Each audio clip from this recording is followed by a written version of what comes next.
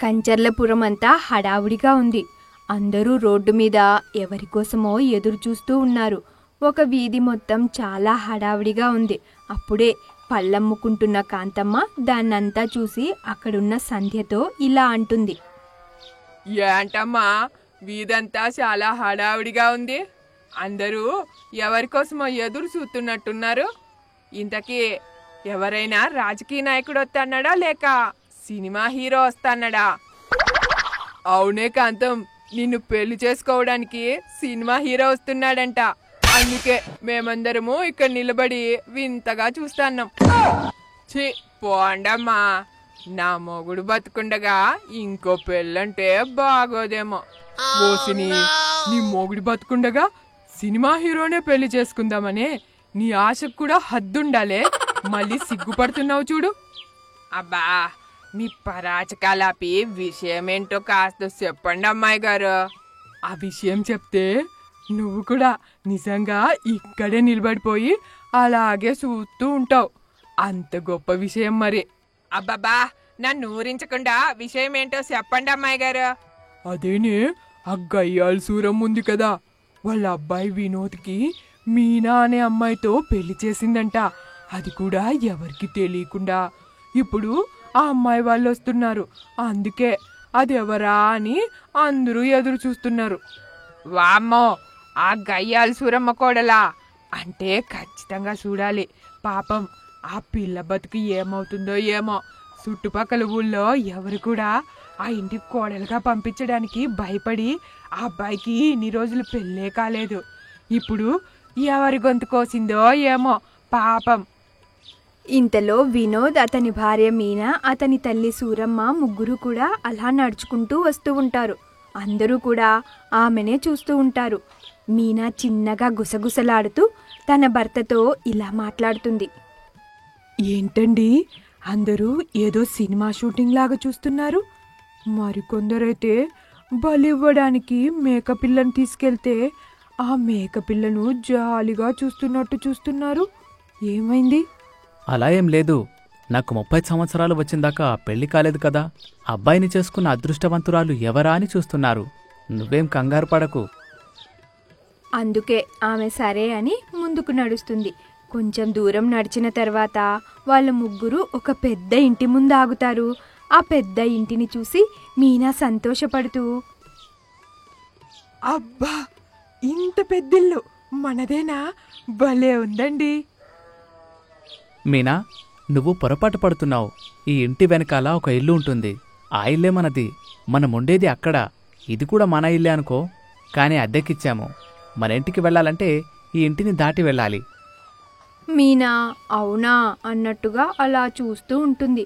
ఇక ముగ్గురు కలిసి ఆ ఇల్లు దాటి వాళ్ళ ఇంటికి వెళ్తారు. ఆ చిన్న ఇంటిని చూసి మీనా ఆశ్చర్యపోతూ, ఏంటండి, ఈ ఇల్లు ఇంత చిన్నగా ఉంది? అసలు దీన్ని ఇల్లని ఎవరైనా అంటారా? ఇంత ఇరుకు గదిలో మనం ముగ్గురం ఎలా ఉండేది? పెద్దగా అరవకు మీనా. మా అమ్మ సంగతి నీకింకా తెలియదు. ఆమెకు ఎదురుగా మాట్లాడేవాళ్ళంటేనే చాలా కోపం. నువ్వు కొంచెం ప్రశాంతంగా ఉండు. ఏంట్రా, ఆ అమ్మాయి ఏదో అంటోంది? ఏం లేదమ్మా, నువ్వెళ్ళి హారతి తీసుకొనిరా. సూరమ్మ సరే అని చెప్పి లోపలికెళ్ళి హారతి తీసుకుని వచ్చి హారతిచ్చి వాళ్ళని లోపలికి రమ్మని చెబుతుంది. వాళ్ళిద్దరూ లోపలికెళ్తారు. ఇక సూరమ్మ తన పంచాయతీ మొదలు పెడుతుంది. తను రోడ్డు మీదకెళ్ళి, ఏంటే, ఎవరికి పని పాట లేనట్టుంది?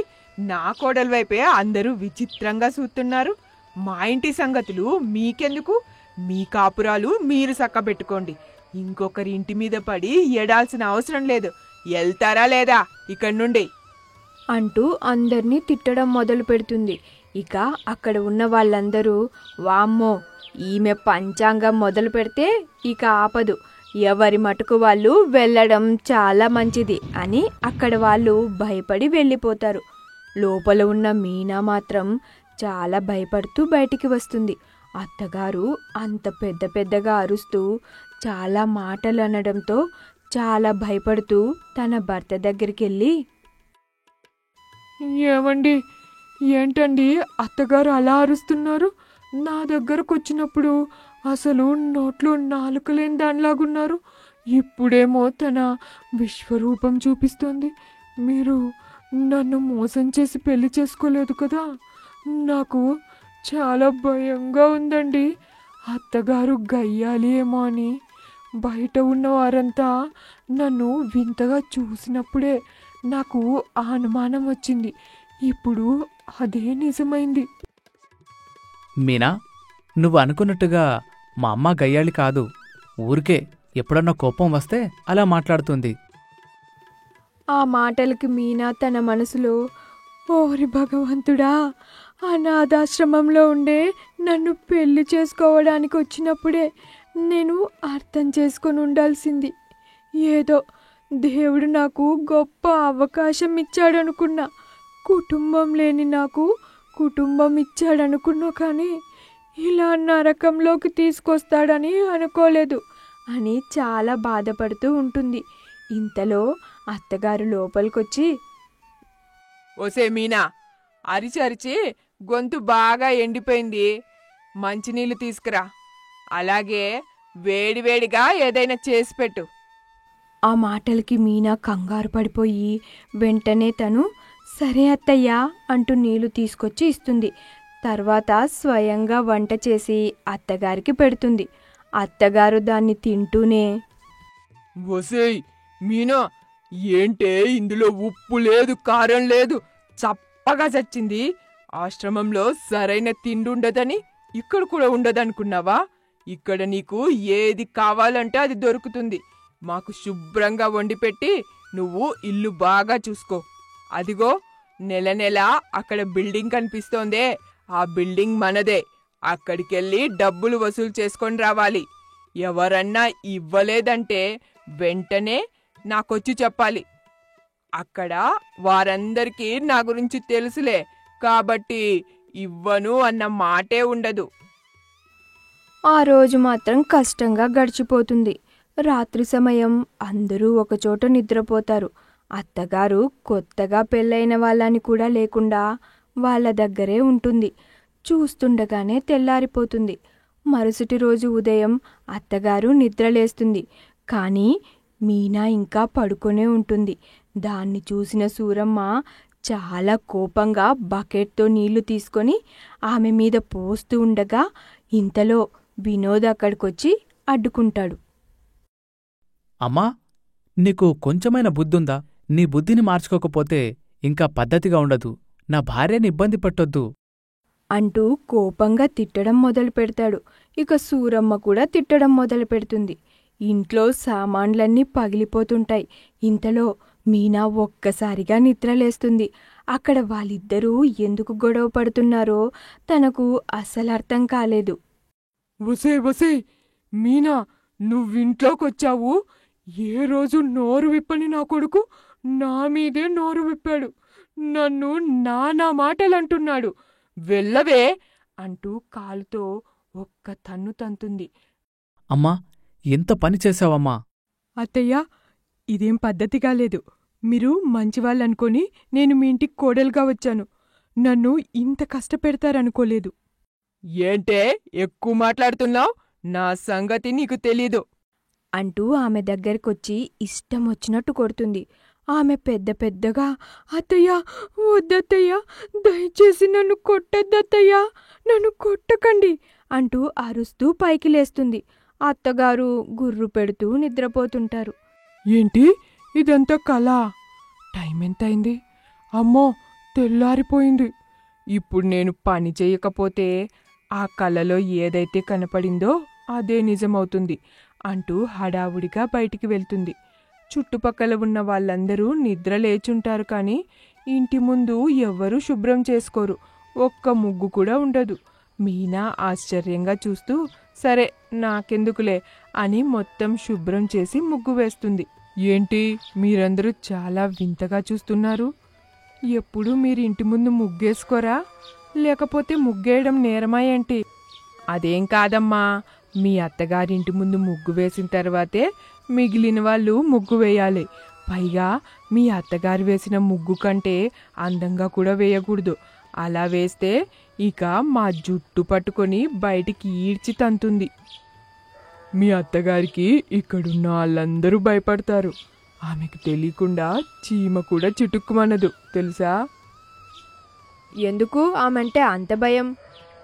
మీ అత్తగారు నోటి మాటతోనే ఆమె మొగుణ్ణే చంపేసింది. ఇంకా ఈ వీధిలో ముసలోళ్ళిద్దరిని కూడా చంపేసింది. ఆమె నోరు ముందు మేమెంత? ఆమెతో ఎందుకొచ్చిన గొడవలే అని మా పాపాన మేముంటామమ్మా. నువ్వు కూడా కాస్త జాగ్రత్తగా ఉండు. ఆ మాటలకు మీనా సరే అని లోపలికెళ్తుంది. తన పని తను చేసుకుంటూ ఉంటుంది. రోజులు గడుస్తున్నాయి. ఆ ఇరుకు గదిలో తనకి నిద్ర కూడా పట్టదు. అక్కడే తినాలి, అక్కడే పడుకోవాలి. ఇంకా వాష్రూమ్ కూడా అక్కడే, దాన్ని ఆనుకునే ఉంటుంది. అన్నీ అక్కడే అయ్యేసరికి తనకి చాలా అసహ్యంగా కూడా ఉంటుంది. వాటితో బాగా విసిగిపోయిన మీనా భర్తతో, ఏమండి, మనం వెంటనే ఇల్లు మార్చేద్దాం. అస్సలు నేను ఇక్కడ ఉండను. మనకు పెళ్ళయి ఎన్ని రోజులైంది? అసలు సంతోషంగా ఉన్నామా? కనీసం మనం కలిసి కూడా ఉండలేకపోతున్నాం. చుట్టుపక్కల వాళ్ళందరూ మీ అమ్మగారికి భయపడుతున్నారు. నేను కూడా అంతే. అసలు ఒక్కోసారి కొడుతుందేమో అని భయం.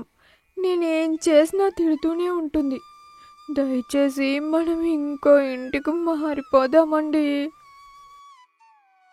అందరూ మా అమ్మ గురించి ఎన్ని చెప్పినా నేను అస్సలు వినను. ఎందుకంటే మా అమ్మ ఎలాంటిదో నాకు తెలుసు. తను బ్రతికిన బ్రతుకు ఎలాంటిదో నాకు తెలుసు. తనను తాను కాపాడుకోవడం కోసం మాత్రమే గయ్యాలిగా మారింది. అందరూ అనుకున్నట్టు మా నాన్నని మా అమ్మ చంపలేదు. తను తాగుడుకు బానిసై విచ్చలవిడితనంతో గుండెపోటుతో చనిపోయాడు. చనిపోయిన తర్వాత మా అమ్మ పనికి వెళ్లడం మొదలుపెట్టింది. అక్కడ ఎంతోమంది మగవాళ్లకి కాళ్ళు చేతులు సరిగ్గా ఉండేవి కావు. తను చాలా బాధపడేది. ఒక్కరోజు కూడా తను ఏడవకుండా ఉండేది కాదు. కొన్ని రోజులు గడిచాయి. తనలో చాలా మార్పు వచ్చింది. మగవాళ్లు అమ్మని చూసి మాట్లాడాలంటే భయపడేలాగా అరిచేది. మగవాళ్లే కాదు, ఆడవాళ్లు కూడా. అలా తనని తాను కాపాడుకోవడం కోసం అలా అయ్యింది. అలా అదే అలవాటుగా మారింది. మా అమ్మ ఎంత తిడుతుంది, కాని ఎప్పుడైనా నువ్వు బాధపడే పని చేసిందా? నీకు తిండికి లోటు చేసిందా?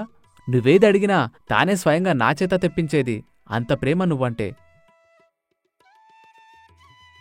నేను అత్తగారిని తప్పుగా అర్థం చేసుకున్నాను. కానీ మనకు కూడా కొత్తగా పెళ్ళైంది కదా. మనము ఈ ఇరుకు గదిలో ఎలా సంతోషంగా ఉండగలం? మనకు కూడా ముద్దు ముచ్చట ఉండాలి కదా. ఆ మాటలన్నీ చాటుగా వింటున్న సూరమ్మ లోపలికొచ్చి, చూడమ్మా మీనా, నేను నువ్వు అనుకున్నంత కసాయిదాన్నైతే కాదులే. మీరు సంతోషంగా ఉండాలి కాబట్టే మన బిల్డింగ్ ఫస్ట్ ఫ్లోర్లో ఒక ఇంటిని ఏర్పాటు చేశా పెళ్ళి కాకముందే. కానీ నేను వాళ్ళతో మాట్లాడాను. వాళ్ళు కూడా ఇల్లు కట్టుకుంటున్నారని తెలిసింది. 1 రోజుల్లో వెళ్ళిపోతామన్నారు. అందుకే ఇన్ని రోజులు ఎదురు చూశాను. ఈ రోజే వాళ్ళు ఖాళీ చేశారు. ఇక మీరు అక్కడే సంతోషంగా ఉండొచ్చు. నన్ను నన్ను క్షమించండి అత్తయ్య. మీ గురించి తప్పుగా అర్థం చేసుకున్నాను. రేపే మనందరం ఆ ఇంటికి వెళ్ళిపోదాం అత్తయ్య. దయచేసి నన్ను బాధ పెట్టకండమ్మా. నాకు ఈ ఇల్లే ప్రపంచం. అయినా మీరు ఎక్కడో దూరంగా ఉండడం లేదుగా, ఇక్కడే కదుండేది. ఏం పర్వాలేదు. ఇక ఆ తర్వాత వాళ్ళు కొత్తగా కాపురాన్ని మొదలుపెట్టి సంతోషంగా ఉంటారు. అత్తగారు ఆ ఇంట్లో సంతోషంగా ఉంటుంది. ఇక నీతి. పైకి కటువుగా కనిపించే వాళ్ళ మనసు లోతు ఎక్కువగా ఉంటుంది. నిజానిజాలు తెలుసుకోకుండా ఒకరి వైపు ఎప్పుడూ వేలెత్తి చూపకూడదు.